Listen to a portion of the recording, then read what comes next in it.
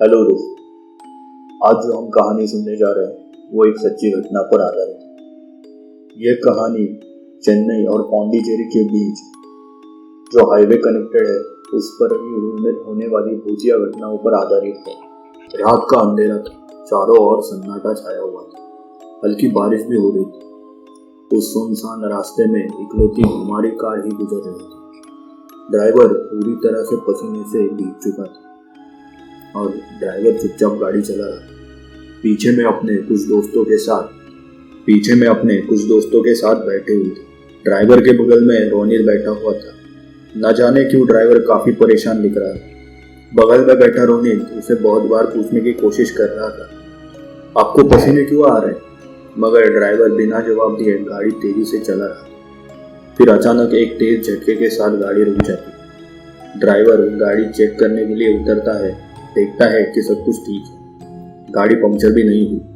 गाड़ी में सब कुछ तो ठीक था मगर गाड़ी चालू ही नहीं हुई। ड्राइवर बहुत ज़्यादा परेशान हो।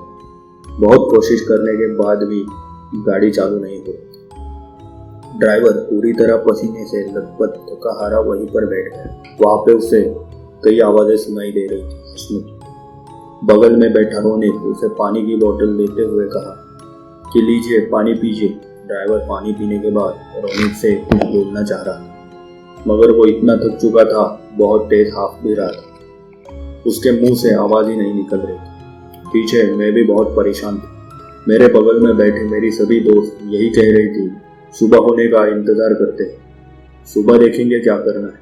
थोड़ी देर में सब लोग सो गए पर मुझे नींद नहीं आ रही थी। मैं सीट पर बैठे बैठे मोबाइल से अपने घर कॉल लगा रही थी पर कॉल नहीं लग रहा था। वहाँ नेटवर्क भी नहीं। थोड़ी देर में मुझे नींद आने लगी। मैं आंख बंद किए सोने की कोशिश करने लगी। मैं कब सोई मुझे भी पता नहीं था। सुबह मेरी जब आंख खुली तो मैंने देखा कि मेरे आसपास कोई भी नहीं और कार में भी मैं अकेली थी। जब मैंने दरवाज़ा खोलने की कोशिश की तो कार लॉक भी। मुझे बहुत अजीब लग रहा था। मैं सोच में पड़ गई कि सब लोग कहाँ चले गए, वो भी कार को लॉक करके।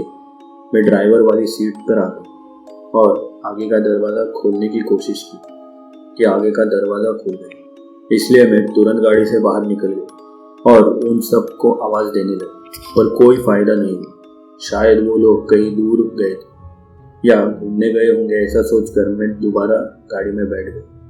कुछ देर बाद मैंने देखा कि आसपास से आवाज़ आ रही थी लेकिन मेरी में इतनी हिम्मत नहीं थी कि मैं बाहर जाके देखूं कि क्या हो रहा है। इसलिए मैंने सोचा कि कार को लॉक करके अंदर ही बैठा जाए और मैं भगवान का नाम लेने लगी। कुछ देर बाद मैंने देखा कि रोनित भागता हुआ मेरी तरफ आ रहा है, इसलिए मैं तुरंत कार से उतर गई। रोनित मेरे पास आया और बहुत ज़्यादा हाफ रहा था। थोड़ी देर बाद जब रोनित शांत हुआ तो बोला कि ड्राइवर उधर ही पर बेहोश पड़ा है। हम दोनों तुरंत वहाँ पहुँच गए। मैं वहाँ जैसे पहुंची तो देखा एक तालाब है और ड्राइवर किनारे में बेहोश पड़ा और मेरे सभी दोस्त उसे घेर कर खड़े हुए थे। मैंने तुरंत तालाब से चुल्लू भर पानी लेकर ड्राइवर के मुंह पे छिड़का। मैंने ऐसा बहुत बार किया। काफ़ी कोशिश के बाद ड्राइवर को एक जोरदार चीख के साथ उठा हुआ देखा। उसका पूरा बदन थर-थर काँप रहा था। रात भर कीचड़ में पड़े रहने के कारण उसे ठंड भी लग रही थी और ड्राइवर को तालाब में साफ करने के लिए छोड़ दिया। ड्राइवर का पूरा कपड़ा भीग चुका था, इसलिए रोनित फिर एक बार कार की तरफ जाता है और अपने बैग से अपने कपड़े लाकर ड्राइवर को देता है। ड्राइवर जब कपड़ा पहन लेता है तो फिर वह सब एक साथ आ जाते हैं। गाड़ी तक पहुंचने के बाद रोनित ड्राइवर को साइड में बिठा देता है और खुद कार स्टार्ट करने लगता है। इस बार गाड़ी एक ही बार में स्टार्ट हो गई और फिर वो लोग दोबारा अपनी मंजिल के लिए रवाना हो जाते हैं। अभी भी उन्हें लगभग 60 किलोमीटर का रास्ता तय करना था और वो लोग पूरी मस्ती के साथ कार में बैठकर उस सफर का आनंद लेने लगे मगर ड्राइवर बेचारा चुपचाप बैठा हुआ था। हम लोग जब उस रास्ते से निकल गए तो थोड़ी देर में कुछ गांव दिखने लगे।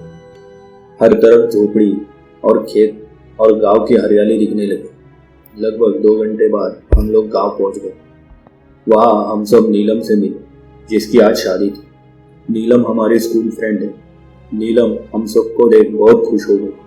फिर हम लोग उसके घर गए हर तरफ चहल पहल, नाचना गाना चल रहा। जब शाम हुई तो हम लोगों को एक कमरे में ले गए जहां हम लोग ठहरने वाले थे। हम लोग कमरे में पहुंच चुके थे और चाय नाश्ता के बाद मैंने ड्राइवर से वह सारी बात जानने की कोशिश की जो उसने महसूस किया था। तब ड्राइवर ने बताया हम लोग जिस रास्ते से आ रहे थे और जिस हाईवे पर हमारी कार खराब हुई थी, उस हाईवे को स्टेट हाईवे 49 के नाम से जाना जाता है। यह 2 लाइन का हाईवे है। इस हाईवे को ईस्ट कोस्ट रोड कहा भी जाता है, जो कि पश्चिम बंगाल को तमिल से जोड़ता है। चेन्नई से पौंडीचेरी के बीच का यह रास्ता धूप की वजह से काफी डरावना है, खासकर रात में। मेरी तरह कई ड्राइवर ने बताया है कि रात में अचानक एक सफेद साड़ी पहनी औरत दिखाई देती है, जिससे उनका ध्यान टूट जाता है और एक्सीडेंट हो जाता है। और एक बार औरत दिखने के बाद ही ड्राइवर को महसूस होता है कि रात में तापमान अचानक गिर रहा है। मेरी तरह कई ड्राइवर ने बताया है कि रात में अचानक चीजें अलग अलग हो जाती हैं। और जब आप सब एंजॉय कर रहे थे तो मैंने देखा कि अचानक मेरे सामने सफेद साड़ी वाली औरत खड़ी और वो रास्ते के बीचों बीच खड़ी थी। मुझे डर लग रहा था कि जाते जाते कहीं मैं उसे उड़ा ना दूं, इसलिए मैंने एकदम से साइड से लेने की सोची। जब उसके पास गया तो मैंने देखा उसकी आंखों की पुतलियां नहीं, पूरी सफेद आंखें, दांत लंबे लंबे निकले हुए। और जब मैंने उसको पास से देखा तो वो गाड़ी को पकड़ने की कोशिश कर रहे और मेरी तरफ देख के कुछ बोल रहे। ड्राइवरों ने बताई हुई कहानियाँ याद होने के कारण मैंने उसके आंखों में बिना देखे साइड से गाड़ी निकाली और पीछे मिरर में देखा तो वो मेरी तरफ ही भाग करते हुए आ रहे। मैं जोर से गाड़ी भगा रहा था, मुझे बहुत पसीना। देखते ही देखते उसने इतनी तेजी से दौड़ लगाना चालू किया कि हमारी कार 100 के स्पीड से चलते हुए भी वो हमारे साथ ही भाग रही थी। और जब मैंने उसको खिड़की से देखा तो मेरी तरफ देख के हंस रही। ये सब देख मेरी हालत बहुत खराब हो चुकी और कुछ ही देर में मैंने रोनित की तरफ देखा और वापस जोर से भगाने लगा। गाड़ी की स्पीड अब 120 हो चुकी। रोनित की तरफ देखकर मैंने वापस खिड़की में देखा तो अभी वो दिख नहीं रही। और जब मैंने पीछे वाले शीशे में देखा तो वहाँ पे भी वो नहीं दिखी। मेरे सांस में सांस आ गई। मैंने वापस थोड़ा स्पीड कम कर लिया था।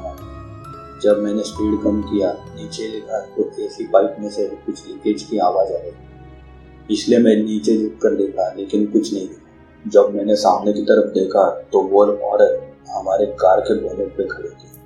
दोनों पैर उल्टे थे और आंखों की पुतलियां नहीं थी। चेहरे पर पूरी सूलियां पड़ी हुई थी। मैंने अचानक से ब्रेक लगा दिया और वहाँ पे कुछ समझ में नहीं आया क्या हो रहा। उसके बाद मुझे जब याद है, मैं देख रहा था कि मैं गाड़ी से बाहर निकला हुआ अचानक से तालाब के पास पहुँच चुका था।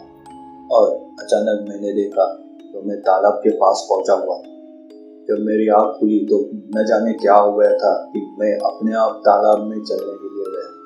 और जैसे ही तालाब में पहुंचा, पानी ठंडा लग रहा था, लेकिन ऐसा लगा कि कोई मुझे पानी में अंदर खींच रहा।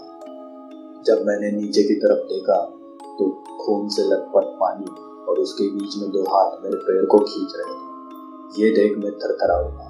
मैंने पूरी जी जान से कोशिश की कि अब मैं या तो मुझे बाहर निकलना पड़ेगा, नहीं तो मैं मर जाऊंगा। और जितना भी मेरे शरीर में ताकत थी वो पूरी लगा कर मैं जैसे तैसे करके मैं किनारे की ओर पहुंच गया। किनारे पर बाहर आने के बाद मैंने तालाब की ओर देखा तो वहाँ पानी के ऊपर एक सफेद साड़ी वाली औरत चलते हुए मेरे पास आ रही। उसकी अजीब सी हंसने की आवाजें आ रही।